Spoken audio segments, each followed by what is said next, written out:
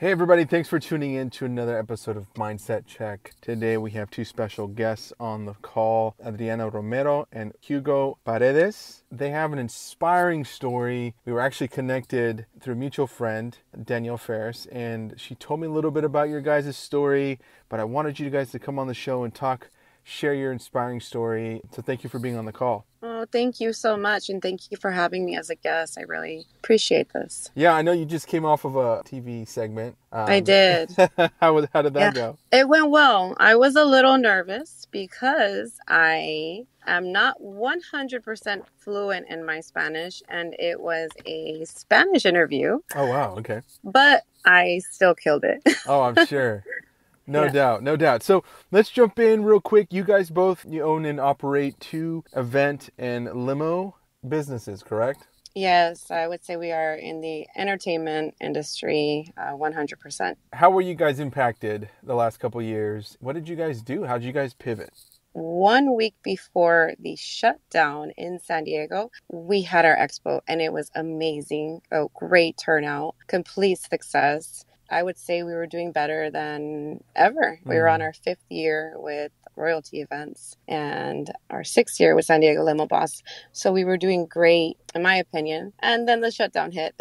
It completely shut us down 100%. Our event planning company is a private event planning company where we sell party packages and help people find a venue. All the venues that we worked with, that we were preferred vendors, basically shut down and didn't do events either. The limos operated a little bit more here and there, but it did slow down a lot during the pandemic. I would say for a good 6 to 8 months, business for the limo side definitely dropped. Walk me through that. Ooh.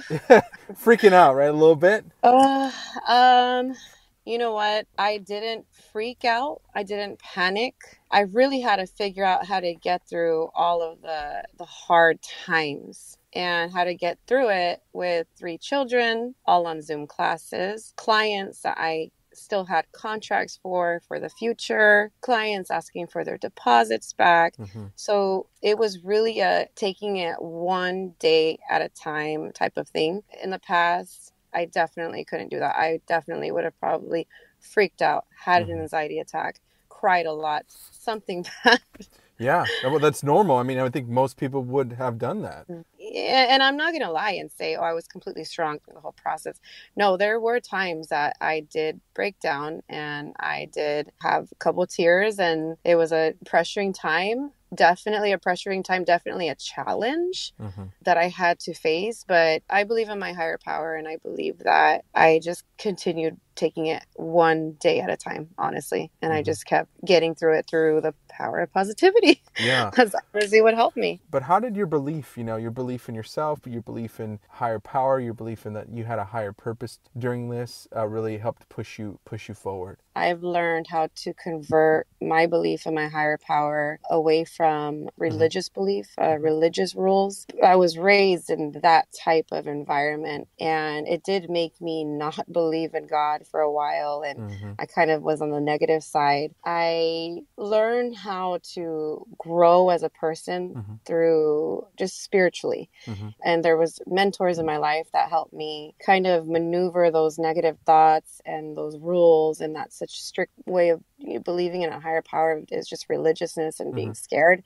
It's not at all, actually. I believe in my higher power because I know for sure I would not be where I'm at if I did not believe. I have had a crazy life. I am a statistic. I'm not supposed to be here right now. So that's how I know that there is something greater that helps me and that really picks me up and that opens doors for me. Talk to me about that. How, that to me is super interesting if you don't mind sharing. It took a long time to get to that place because, like I said, I was basically raised in this super strict church.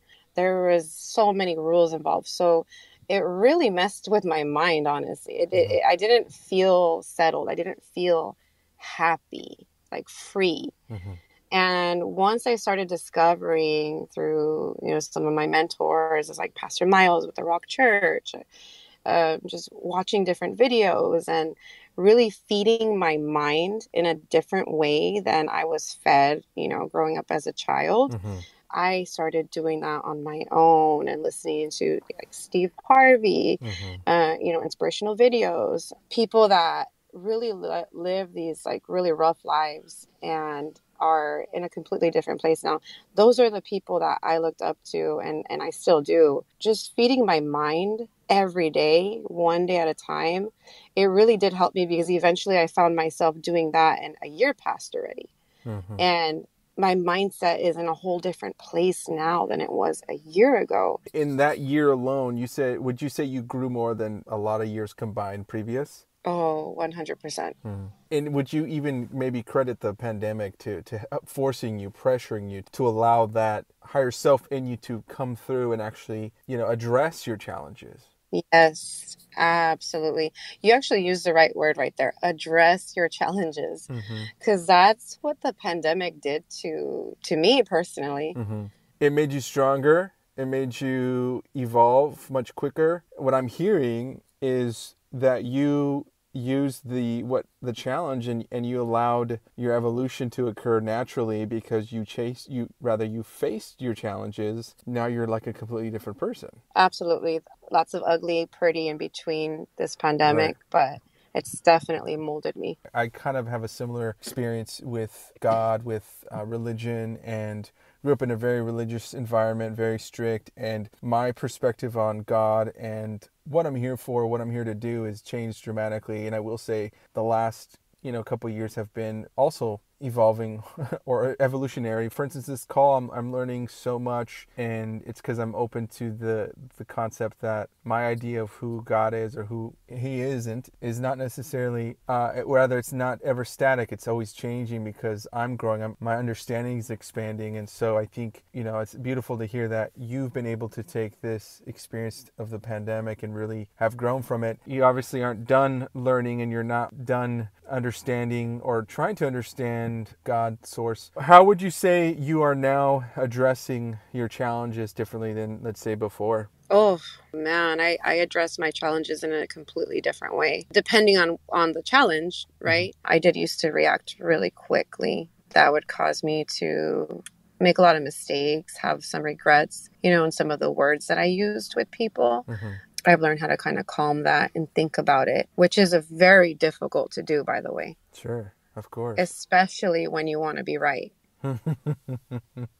Well, we all have our programming, right? You use the right word. We react versus we respond typically. Unless you've passed that point of understanding the difference, you're probably stuck in reaction mode where your default reaction is based on your programming, based on your upbringing, based on what you believe. Exactly. And my upbringing wasn't the most beautiful when it comes to reactions. There was a lot of yelling, chaos, mental abuse, emotional abuse with the words. That's something that I saw, and I grew up finding myself becoming almost that same way, and then envying that person and wanting to change that about myself.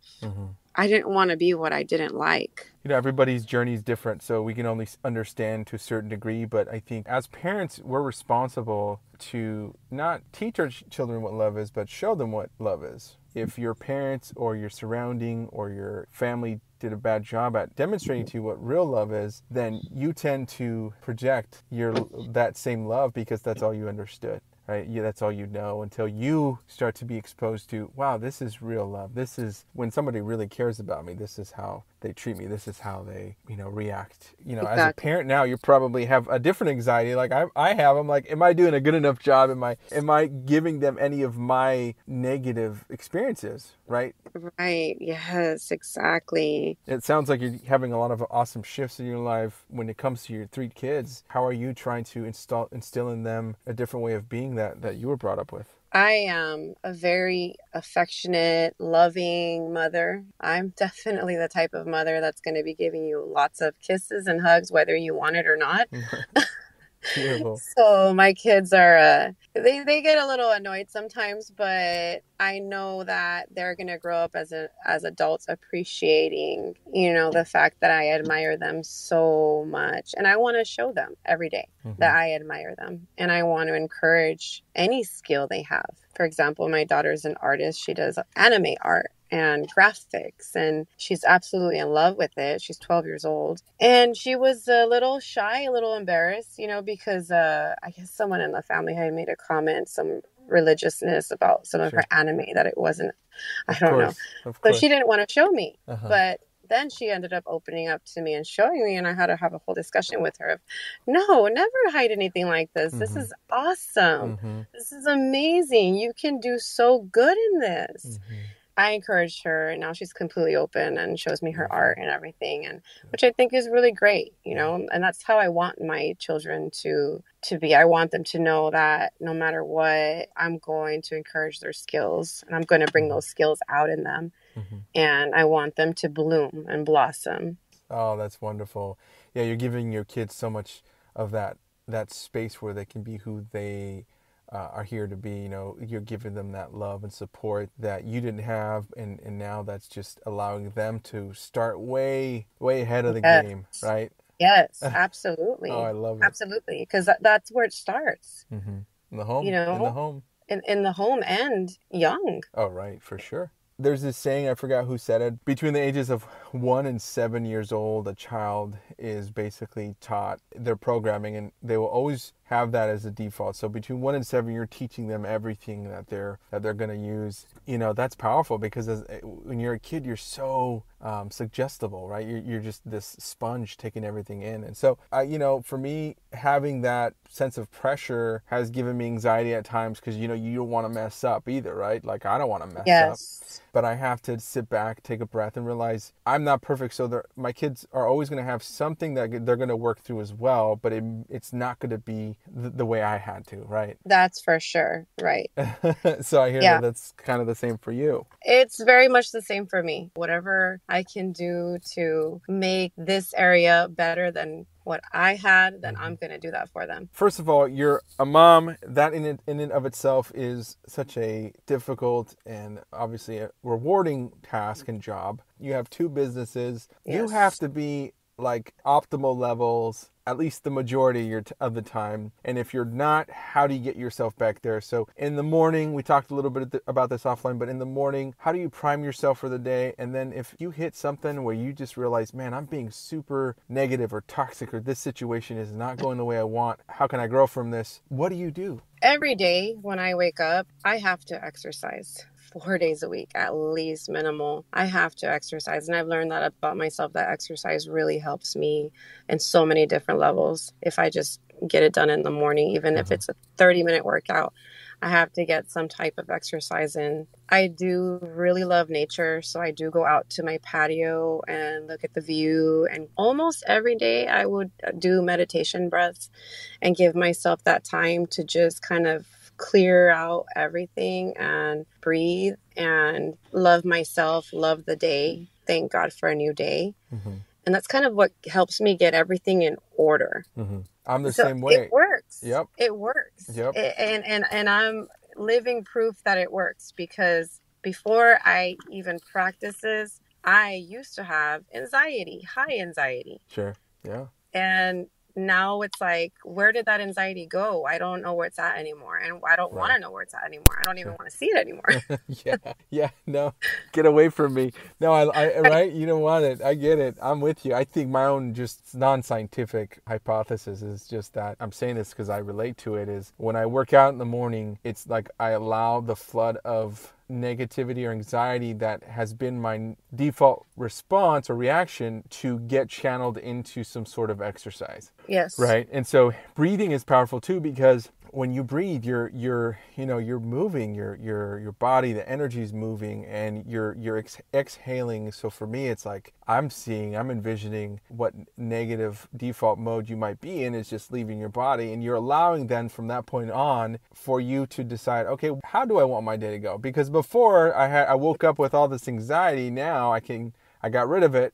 Now, how can I really mold my day? Exactly. And where did you hear And about breath work and all that? Like, what's that like for you in the morning? well, I was first introduced to that through yoga, and I got a lot more intrigued by it. So I started looking up videos and learning a little bit more about it and what it does for your brain. And ever since that, I've just been a huge fan of giving yourself that time. Anytime you're breathing, it's such an important part. Obviously, that's how you live, but how you breathe is equally important. There's just different types of breath work. I was just Right. curious, like what you do exactly.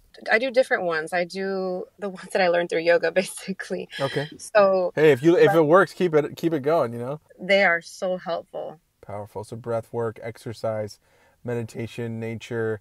Now you primed yourself for the day, but something happens. It's getting you upset. Obviously, you start to recognize this, and you're like, okay, I need to pull myself away from this. How do you pivot during the day? Yeah, that's a good question because something will always happen. And that prepares me for anything, really. So, pivoting through the day through any type of conflict, like I said, depending on the situation and the circumstance of what the conflict is, Mm-hmm. I will get through it without yelling Mm-hmm. Mm-hmm. or cursing or overreacting. Mm-hmm. That's a big deal. Mm. I think body language is very important, especially when you're reaching a conflict. Yes. Really got to just kind of be still, and you have to not react, with your body. And I think from there, I kind of just, everything just kind of flows together. I'm not saying I'm perfect. Mm-hmm. There are times where my children will get me. It really takes all that practice and work. And that's the only thing that will help you pivot through a challenge, because challenges are always going to happen. Mm-hmm. So you have to just be ready for it, and you have to learn how to get through it. I do events, so I'm an event coordinator Mm-hmm. and planner. That's a lot of So emotion many there. challenges Yep. behind the Yep. scenes in that. There are so many fires that you are putting out Mm-hmm. during the setup and behind the scenes, where there are some people around you that will have anxiety and will be stressed out, and I'm the one that has to calm down that Mm-hmm. scene, that situation, Sure. and figure out, oh, right, this is a problem. So what is the solution? Yeah. What are we going to do to solve this? All right, let's solve this. I think that's why a lot of the girls I worked with me, they worked with me for about 4 years now. Mm-hmm. And they love working with me because they say that I kind of give, the whole event this flow of peace. Mm-hmm. So, which I love. Mm-hmm. That's great, because that's how I want it to be. When you're faced with a challenge, you respond, you don't react, you take a step back and tune in with yourself first, right? Make sure you're centered, Absolutely. and then you dive right into the problem. You don't run away from it, and then you find a solution. Absolutely. Mm-hmm. Yeah, because I'm managing a team. I'm managing so many things. And the last thing you need is for your event coordinator or planner to be overreacting, stressed out, a stress case, a mess. Sure. No. Nope. Don't want to do Yeah, that. definitely don't. I love it. Okay, one last question before we end. We're actually going way longer than I promised, so I appreciate you staying on. If you had one piece of advice to give somebody today, something maybe you would have tell your younger self, what would that be? I would definitely tell my younger self to love myself. Mm-hmm. It's very important. Love who you are, how you're created, how diverse you are, and own that. Take that with you, build something out of that, and you'll find yourself. I love that. That's beautiful. Well, thank you so much for your time. Thank you for being vulnerable, sharing us your journey. It's not an easy thing to relive in 10, 20, 30 minutes here, so I appreciate that. No problem. No, that's great. I love having conversations like this. I can actually talk about this all day. I love it. What's the best place, if somebody's watching, listening, what's the best place they can connect with you? The best place to connect with me is on Facebook or Instagram. Mm-hmm. I actually have multiple accounts. We have San Diego Limo Boss. We have SD Royalty Events. And then I have my Instagram account is Premier Event Planner. Yeah. Okay, perfect. I'm excited to follow you guys now. I'm connected with you on social, so I'll follow your journey. Make sure to watch me on Fox 5 on Wednesday at 9:15 a.m. I'm going to be talking about my expo coming up this Sunday, and I'm going to be talking about all the great things that are going to be going on there. So it's going to be a great time. Wonderful. Adriana, thank you so much for being on today, and we definitely would love to have you back on. Thank you. I appreciate it. Well, you have a good rest of your day. All right. You too. Thank you. Take care. Bye-bye. Bye-bye.